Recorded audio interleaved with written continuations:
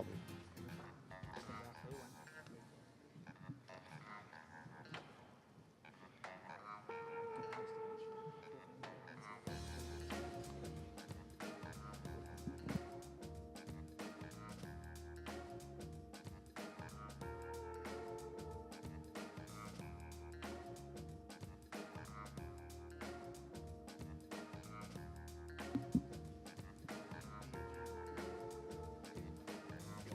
The President of the United States.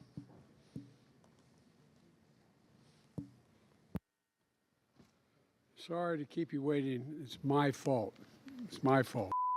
This is Joe Biden, the President of the United States. On November 19th, 2023, less than 1 year before the 2024 election, NBC News released the results of their latest survey, and it wasn't good news for Joe Biden.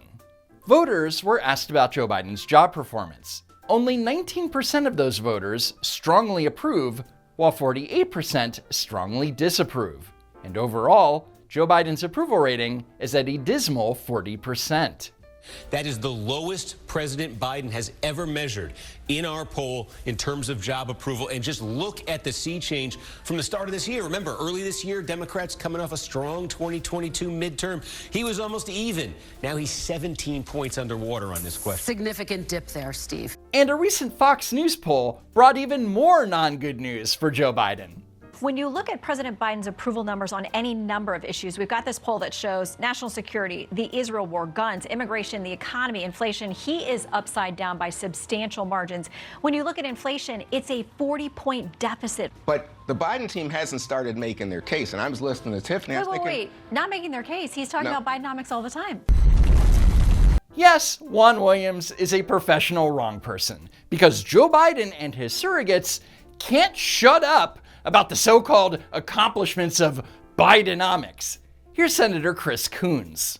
We've seen 800,000 new high-quality manufacturing jobs created, part of the 14 million new jobs in just the last 2 years. That's a strong record to run on, Shannon, and I believe the president will make that case in the coming year. Well, you know, on the jobs numbers, a number of fact checkers, including across the political spectrum, have said it's not accurate to say those jobs were created. Many of them came back after COVID. Fact check true. In March and April of 2020, when the country was largely shut down, the United States lost nearly 22 million jobs.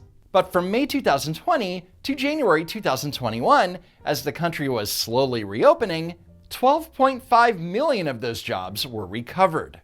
And under Joe Biden's watch, it took another 17 months to recover the rest of those jobs that were lost at the beginning of the pandemic. But Joe Biden insists that those jobs are newly created jobs and that he deserves all the credit. Since I took office, we created 13.9 million new jobs across America. 13.9. Since I took office, we created 13.9 million jobs since I was elected. We created more than 13,900,000 new jobs since I've taken office. That's more than any president ever has in all of history. And of course, that's a bunch of malarkey. The reality is that under Joe Biden, the United States created 4.8 million new jobs, and that's good. But for context, those 4.8 million jobs aren't all full-time. Many of them are part-time jobs. Between October 2022 and October 2023, the amount of people who hold multiple jobs increased 11%. And a big reason that people are working multiple jobs is because of inflation. But that's okay, because according to Joe Biden, inflation is down. Inflation has come down by 65%. More to do. We now have the lowest inflation rate of any advanced economy in the world. We have the lowest inflation rate of any advanced economy. For most people, that's a bunch of gobbledygook. It means nothing to them. Also, didn't this genius say that inflation has come down by 65%? Well, under Joe Biden's watch, inflation hit 9.1% in June 2022, which is the highest inflation rate in over 40 years.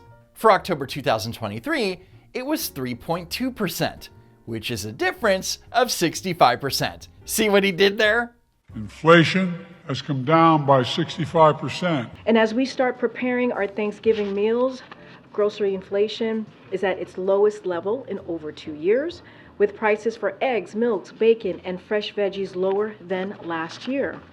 But that's not accurate. Karine Jean-Pierre claims that bacon, not exactly a Thanksgiving staple, is cheaper compared to last year. And the graphic behind her says it's down 5.1%. But according to the October Consumer Price Index, bacon is up 0.3%. And you might be thinking that there's an item missing from this Thanksgiving-related list from the White House. In fact, it's probably the most important item: turkey. Well, they couldn't put it on the list because according to the CPI report, turkey is 7.2% more expensive compared to last year. And like all of you, when I think of Thanksgiving, I think of used cars and trucks. F***ing clown world. Gas prices are always important to American consumers, to American families. It's an indicator, as you just noted. And I think there's no time in the year where that's more true than the week of Thanksgiving. And we're at the lowest prices now since Thanksgiving of 2020. Wait, gas prices were lower Thanksgiving 2023 than they were Thanksgiving 2020?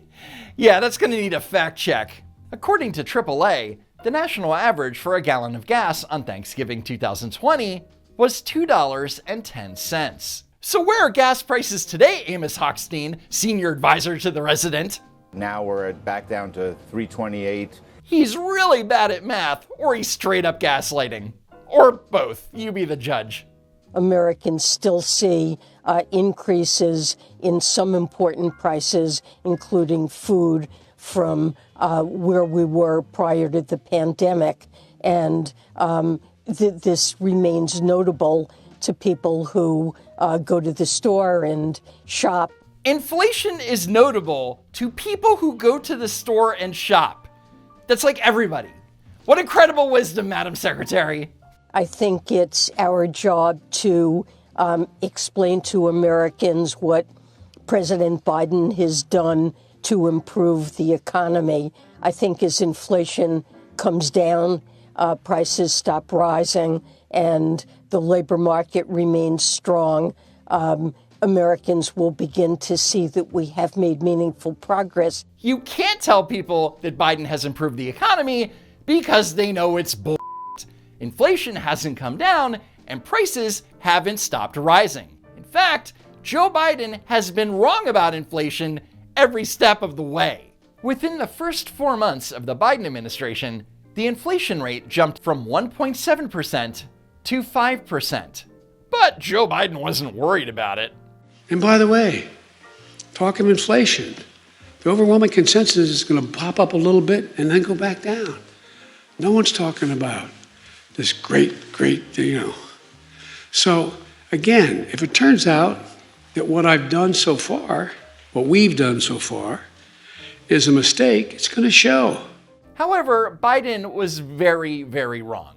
1 year later, the inflation rate year over year hit 8.3%.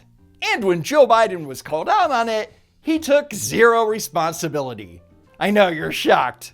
Mr. President, as you know, last Tuesday, the annual inflation rate came in at 8.3%. People are shocked by their grocery bills. What can you do better and faster? Well, first of all, let's put this in perspective. Inflation rate month to month was just an inch. So Joe Biden's response to people freaking out over the high price of everything is, inflation is just up an inch. So much for that world-class empathy, huh?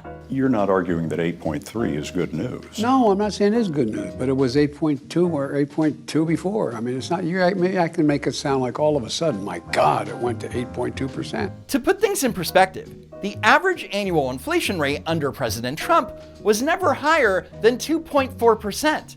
But when you present Joe Biden with his inflation numbers, he gets really defensive.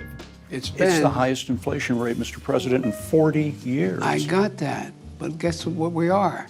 We're in a position where for the last several months it hasn't spiked. It is just barely, it's been basically even. It's just barely. It's basically even, guys. I just can't understand why Americans don't trust Joe Biden and the Democrats to run the economy. We can't allow Ukraine to lose a battle on the home front because it lacks enough money to keep school teachers in the classroom and first responders on the job when it's fighting valiantly on the battlefield. So while millions of Americans are struggling here in this country, we're sending tens of billions of dollars to pay the salaries of teachers and firefighters in Ukraine, and if we don't, they're gonna lose the war against Russia. Makes sense to me. What's your problem? Anyway, that's it for now. Follow me on X at Don't Walk Run, and while you're at it, subscribe to the channel. As always, thanks for tuning in, and I hope to see you next time, if there is next time.